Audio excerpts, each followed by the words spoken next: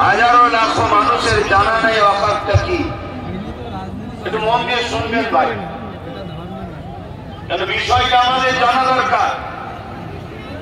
আমরা যদি না জানি আগামী দিন নতুন করে আবার কিছু গাদ্দার ছদ্মবেশী মুনাফিক আসবে, আপনাদেরকে নতুন করে আবার নিলামে তোলা হবে, আবার ধোঁকা দেওয়া হবে, আবার বিক্রি করা হবে, আর আপনারা অতি সামান্য পয়সাতে বড় সহজে বিক্রি হয়ে যাবে।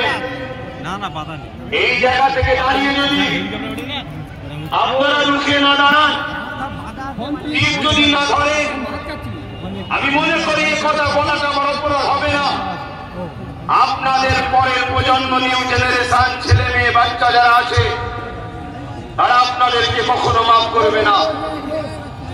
এমন যেন মনে হবে এই বাচ্চা কোনো